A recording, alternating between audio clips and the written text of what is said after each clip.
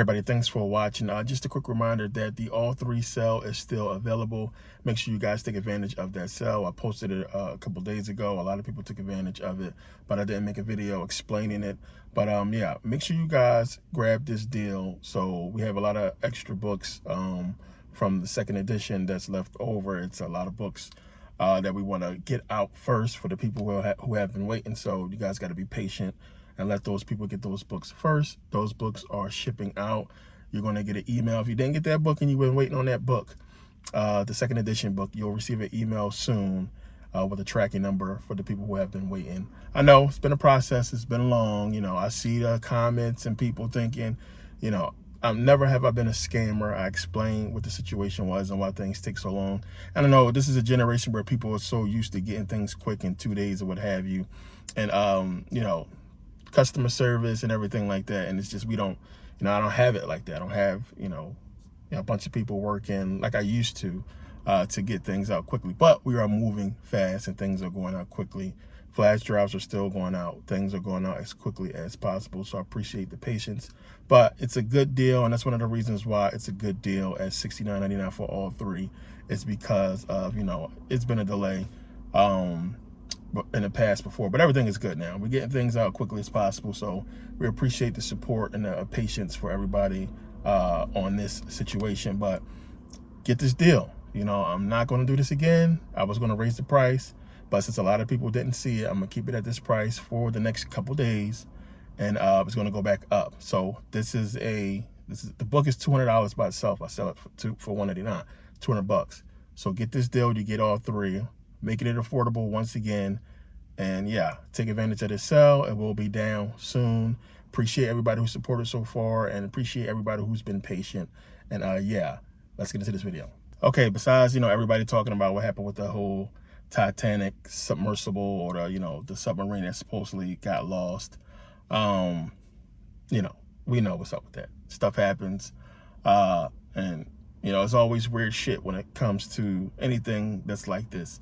Because if you do your research on those little submarines, you know they have beacons. I mean, they have everything to be ready and prepared for something like this. Now, I'm obsessed with Titanic. For people who know me closely, know I'm obsessed with that ship. I know everything about it. But one of the things you should know, if you have seen, even with James Cameron, if you watch the Titanic movie, you remember when they sent down those little ROVs, they had tethers. They was tethered. You know where the ship is. You know where it's at. So it's not hard to get a tether on these submarines for it to go down there, just in case something like this happens, and then you don't have to worry about nothing being lost and you can pull it back up. You know, son's partying while they're looking for your dad, and there's crazy shit going on with the situation. But yeah, a lot of people hit me up and ask me about that. You know, it is what it is, whatever, you know, something crazy probably happened. But I don't think it's on the up and up, just for the simple fact that, I mean, they're getting James Cameron involved with the interview, and you got all this military interviews, and it's just too much surrounding it. Eventually the truth will come out, and there's a lot of videos out there on the truth about the Titanic, what have you. But, you know, it's done and over with. It is what it is on that situation. And, you know, I would think a billionaire would be a lot more careful with something like this, but, you know, who knows? So yeah, we got into this, you know, huge debate on duality. And a lot of people are getting into the understanding of the Bible being a dualistic book. It's something that I talked about in a lot of videos about the dualistic aspect of the Bible, and just understand that it's talking about duality. You know, even in the creation, in the beginning, when it's talking about male and female, you know, I broke that whole thing down. Let us make man in our image, after our likeness. You know, what does that mean? So after our image, after our own likeness, and then male and female created he them, it says. So it's giving you the understanding that this God has a dualistic nature that is male and female, which we all have masculine and feminine qualities. It's just a quick understanding on the beginning. You know, even, you know, when you're in first creation, you know, everybody is genderless in the beginning until, you know, testosterone, the secretion happens or doesn't happen, and a woman recreates herself. So this secretion of testosterone is how we get men, and that's how men are, you know, are born, with the secretion of testosterone. and you have a male versus a female, but it's still this dualistic energy that exists. It's a lot more, I get into that a lot more deeper, but understanding the dualistic nature of the Bible and what's in there, and just how people getting confused over good and evil.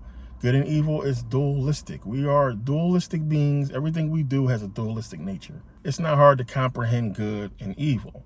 It's not hard to comprehend that the devil obviously is on the side of evil. God is on the side of good.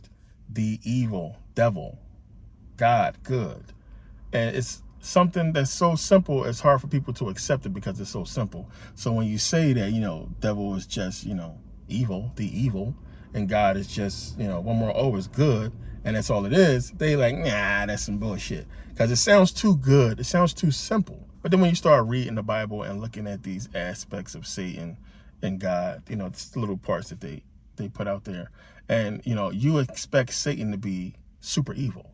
I mean, I've seen in movies and in real life, people do way more evil things in real life and in movies than Satan does in the Bible, when you understand. So, I mean, even when Satan tempts Job, that's evil. It's crazy.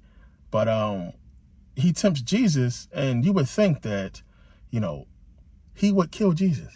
This is the supposed Son of God, and you would think he would kill Jesus and just be going around killing people and doing way more than what he's done in the Bible. I mean, it's more God killing in the Bible than the devil. And then, you see people, and Christians always say, that God is not capable of evil. And, you read in the Bible that God is capable of evil and he does evil. He sends evil spirits on Saul. And he causes the Pharaoh not to be able to make up his own mind. It's one of those things that people say, oh, we have free will and God can't control free will. Well, he controls free will multiple times in the Bible. So you see these aspects of God that are evil. He does evil things. Remember, when he sends the angel to go and destroy Jerusalem, and he says, stay now thy hand, because he realized that what he was doing was evil. He said, he realized it's evil, and, it repenteth him. God said, oh shit, I messed up. Giving you that, God is not perfect, even though they say God is perfect. The Bible says God is perfect. Preachers tell you all the time, God is perfect, can't make no mistakes. Clearly, God should have known if these angels was coming down into the daughters of men that what happened was going to happen. You don't create all these beings and put them into existence and then drown them all and kill them. If you knew what was going to happen, what's going to happen. If God is supposed to know all and control all, everything's supposed to be God will and God control this and God does this, but he didn't know that these beings would become evil and basically turn the world evil, and everybody would be so evil that he would have to kill them all. And then you got to think about it, that, God drowns all these people, kill everybody except for, Job and his family. He kills all these people for being evil, yet he leaves Satan alive. That doesn't make sense. So this is all giving you this understanding of duality, this dualistic nature that exists, which, good and evil is a part of. So, he doesn't kill Satan because God is Satan. We see the evil aspects. If Satan represents evil itself, the devil, the evil, then we see this evil in God in the Bible multiple times, killing millions of people, killing babies, slaughtering babies, robbing people and taking their stuff. You got to understand, it's dualistic, it's duality. So even when you have Moses and the 10 Commandments, Moses come down Mount Sinai, presents the 10 Commandments to the Israelites. Thou shalt not have any gods before me, any other gods before me. Thou shalt not kill, steal, or what have you. Get these 10 Commandments. But then God orders them to basically go and break those commandments. So why are you giving these people who are supposed to be your chosen, right? God's chosen people. And, the Bible also says that God doesn't show favoritism, but clearly he does if these are his chosen people over everybody else. So God gets his people. He says, thou shalt not kill, thou shalt not steal. But wait a minute. I want you to go to the Hivites and the Jebusites and the Perizzites and the Girgashites and go and utterly destroy these people, kill them, take their shit and divide them amongst yourselves. Thou shalt not kill, thou shalt not steal. It don't make sense. It don't fit. So you got to understand, we get so much duality throughout the Bible and so many different things, and different stories. And a lot of people don't understand that it's just, it's real fitting of life and everything that we do. We all have a dualistic nature. We're all capable of good and evil. The thing is choice. That's life. Life is choice. If you're older, you understand that more than anything, that the choices that you have made has landed you exactly where you are today. Some choices was good, some choices was bad. Some choices you regret, some choices that, you wish you could have tweaked a little bit, or, not been in a position to have made in the first place. But choice, everything is about choice. You have to choose. And that is duality in itself, right there, just the choice of, if you've been doing bad things, you're probably in a bad situation. If you've been doing good things, you're probably in a good situation. And that still, it still might not be true, because, you could be a generous, good person. You get money, you give it away, you constantly always helping people, you give your last, and then, you end up at the bottom. Or when you need something, nobody is there to help you out. And that's what happens to a lot of people. You know what I'm saying? So it's just, everything is dualistic in our reality, in our existence. And the faster you grasp that, the sooner you understand it. You understand the Bible a lot more, one, but it'll also help you out in life and the decisions and choices that you make. And I think it's the best thing we could teach our kids, while they're young, about decisions, about choices. It's not just right and wrong. It's so much things that we do that has to fit the course of where we want our life to go. If you want to be rich and you want to have all this money or what have you, you can't be giving your money away. You have to save. You have to choose not to buy those things you don't need. It's just so much. And that's the pain of life. That's the conundrum of life. And this is why the Buddhists say that, you have to get rid of the love of material things, because you can't have everything that you want. You can't have all material things. Material things have an attachment. You're going to be attached to those things. So you have to choose to let go.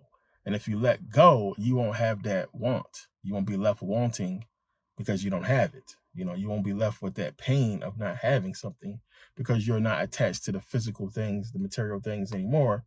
You can do without them. But then the Buddhists are not 100% fulfilled, because then what? You're lacking experience. You're not experiencing life by depriving yourself of these things. So it's dualistic, it's duality. On one hand, you should not have this attachment, but on the other hand, you should want these things because you want to experience them and get that experience of having them. Even the journey and trying to get them is an experience. Trying to save the money, trying to save up for a vacation to go to Egypt or go to Africa, what have you, go to Australia, go anywhere. And that's a journey. That's a learning experience, because it's like, I had to do this, and I had to sacrifice this and that to save the money to be able to go here. And this is one of the things that the Bible stories is trying to teach us. A lot of those stories is about choice. These people choose and they make decisions that causes, they have consequences, and they affect everybody else. For the Israelites, it affect, the group, it affect the tribes. And just making certain decisions to worship certain idols and to do some, marry certain people and go certain places. A lot of those things had real crazy consequences for the Hebrews in the Bible. And it's so many different stories that's teaching you that, you have to make the right choices. So we can look at so many different ancient religions, and we see dualistic deities showing you the yin yang and understanding what that whole thing is about, masculine and feminine energy, and how, it's us. It's really making up who and what we are, as far as us being dualistic, masculine and feminine. And it's a lot to get into with that. It's a lot to understand, because it's deep. It's deep. Certain energies that we have, it's not going to be, it's not going to be the same in every person, and certain choices and things that we do trigger certain energies. And when you understand that, you begin to understand that things like love and jealousy and envy and hate, these are powers, these are energies. You can summon these at any time. And it's things that also trigger these emotions, these feelings. And you have to learn to control them. You can do or don't do.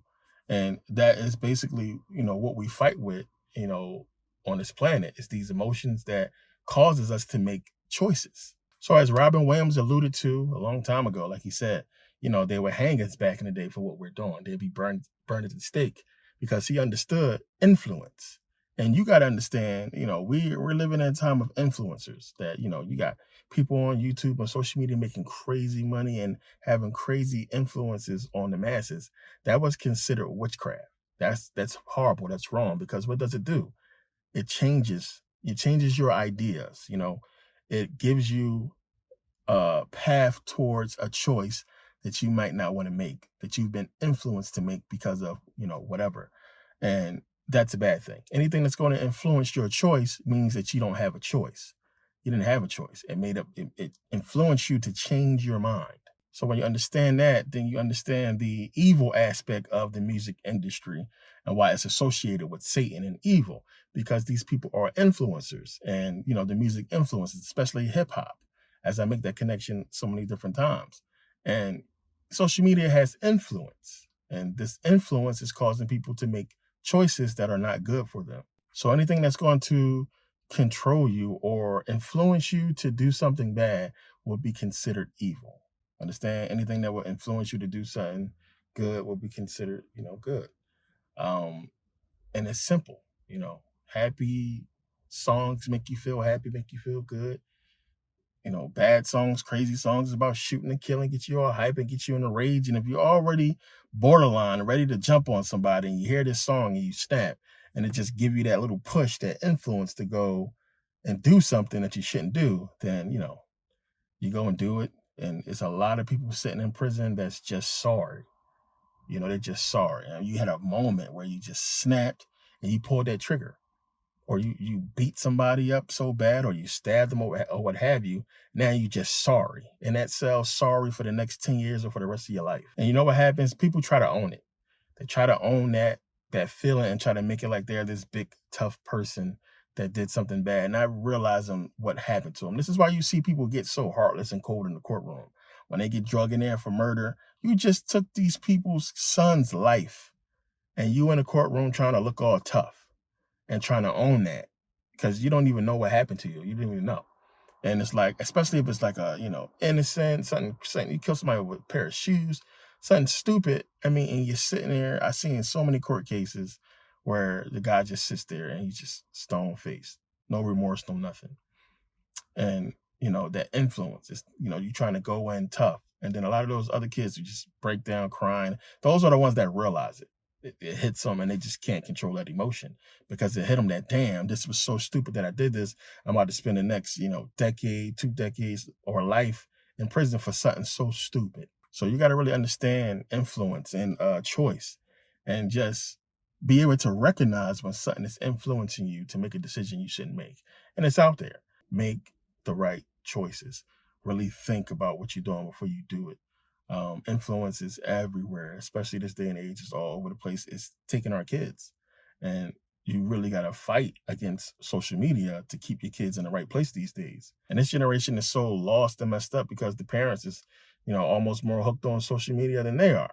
But it's all influence. It's all dualistic, and it's giving you more than ever, you know, decisions, choices that's going to shape the path, the course of your life, from now on.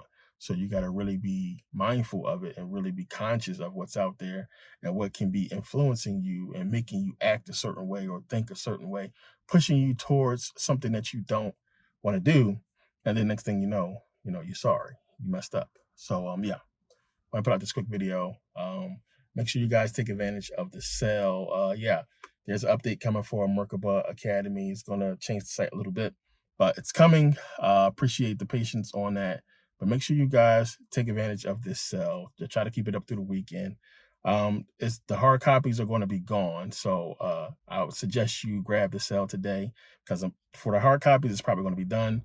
And it's probably going to be the first edition, but the second edition, we're not putting out too many of those books. They are expensive to print. And yeah, so do the sell, because you guys understand economics, business. The more people buy, the easier it is for us to do the sell. So if we get a bunch of people that, that support, then it's easier for us to do the sell. If it's not, much support, then we can't keep the sell up for that long, because it don't make sense cost-wise. But yeah, appreciate the support. Thanks for your patience, and I'll see you next video.